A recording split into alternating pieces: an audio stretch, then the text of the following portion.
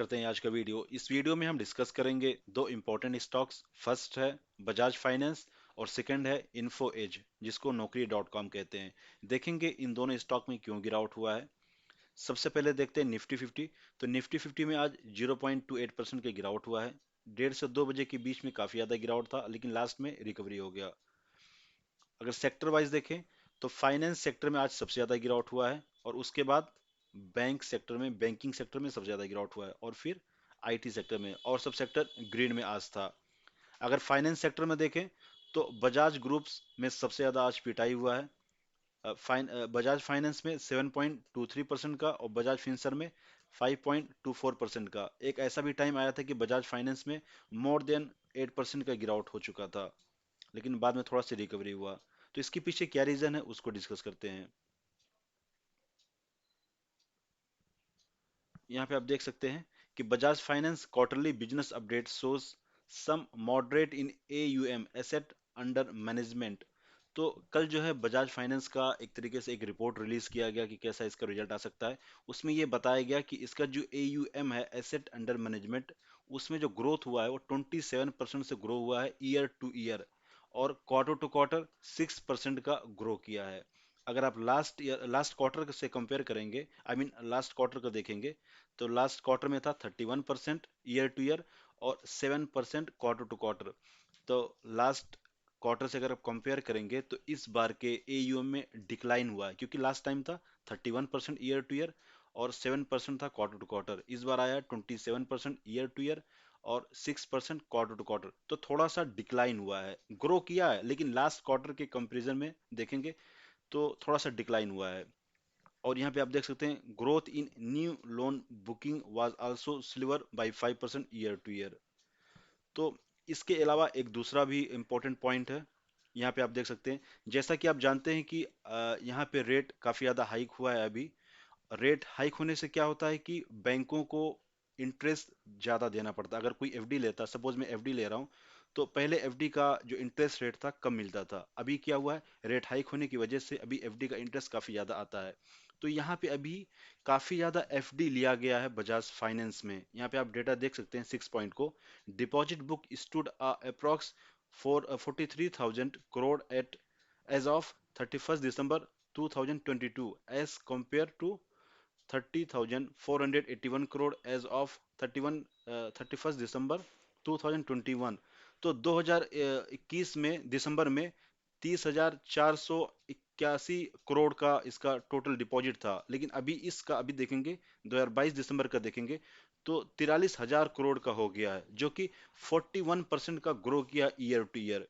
तो ये क्यों ग्रो किया है, क्योंकि लोग अभी काफी ज्यादा एफडी ले रहे हैं। एफडी ले रहे हैं तो बैंक को इंटरेस्ट देना पड़ेगा। तो यहाँ पे निगेटिव पॉइंट क्या है, निगेटिव पॉइंट ये है कि बैंक के पास पैसा काफी ज्यादा आ गया है। इन केस अगर लोग लोन नहीं लेते हैं तो क्या होगा, बैंक को, बजाज फाइनेंस को अपने पॉकेट से वो इंटरेस्ट देना पड़ेगा। अगर जो पैसा इसके पास, जो लिक्विडिटी इतना ज्यादा हो गया है, अगर वो यूटिलाइज हो जाए, अगर लोन ज्यादा लोग लेने लगे, तो मतलब बजाज फाइनेंस को काफी ज्यादा प्रॉफिट होगा। इन केस अगर लोग लोन कम लेते हैं तो इंटरेस्ट रेट जो देना है, इसको इंटरेस्ट 7 to 8% जो भी है, उसको बजाज फाइनेंस को अपने पॉकेट से देना पड़ेगा। तो एक ये भी नेगेटिव न्यूज है। तो दूसरा चीज अभी देखते हैं टारगेट प्राइस। अभी हर एक ब्रोकरेज टारगेट प्राइस इसका काफी कम कर दिया है। सी एल एस ए अगर आप देखेंगे, इसने क्या कर दिया है, सेल रेटिंग दिया है अभी। सी एल एस ए काफी टाइम से बोल रहा था कि इसका 6,000 का इसका मतलब टारगेट प्राइस दे रहा था, जब 8,000 के आसपास था उस टाइम से ही। अगर आप जेफरी का देखेंगे तो Jefferies said in quarter 3 result, it will watch out if the growth moderate was due to short term security lending business. तो इसने भी, जेफरी ने भी थोड़ा सा रिड्यूस कर दिया है। यहाँ पे नीचे देखते हैं हम, तो सी एल एस ए का 6,000 का है। जेफरी ने काफी हाई दिया है, ये देखिए। Jefferies has a hold rating on the stock with a target price of 8,160।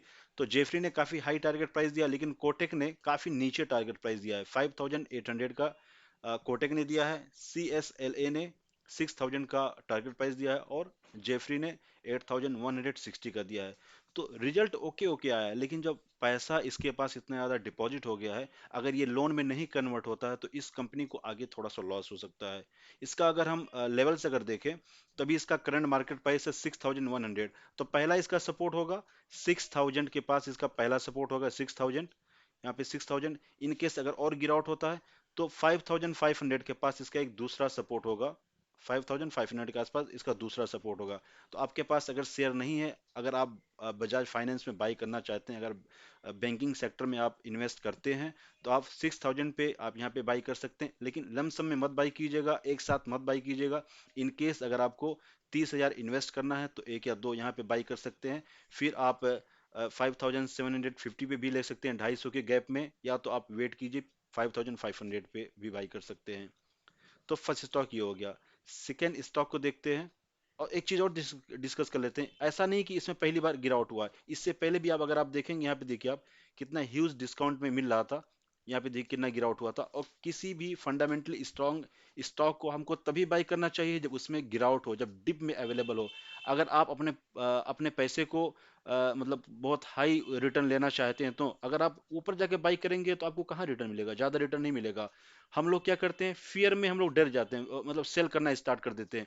जब बाइंग अपॉर्चुनिटी आता है तो हम लोग क्या होता है, जो छोटे इन्वेस्टर होते हैं वो सेल करना स्टार्ट कर देते हैं, क्योंकि ब्रोकरेज लोग काफी ज्यादा मैनिपुलेट करते हैं। वो लोग टारगेट प्राइस काफी नीचे देते हैं और खुद एंट्री मारते हैं। रिटेल इन्वेस्टर, जो छोटे इन्वेस्टर होते हैं, वो सेल करके निकल जाते हैं, और ब्रोकरेज जो बड़े बड़े इन्वेस्टर होते हैं वो उस प्राइस पे बाई करते हैं। तो ये सब जो नीचे गिरावट होता है, ये जो फंडामेंटली स्ट्रॉन्ग स्टॉक्स है, जब डिप में मिले तब हमको बाई करना चाहिए, ना कि सेल करना चाहिए। सेकेंड स्टॉक है इन्फो एज। इन्फो एज को नौकरी डॉट कॉम भी कहते हैं, क्योंकि नौकरी डॉट कॉम से इसको 74% का रेवेन्यू जनरेट होता है, इस वजह से इसको अक्सर लोग नौकरी डॉट कॉम भी कहते हैं। इसके अंदर कई सारी यहाँ पे ब्रांड अवेलेबल हैं, जैसे नौकरी डॉट कॉम हो गया, 99 एकर्स हो गया, जीवन साथी हो गया, और शिक्षा हो गया।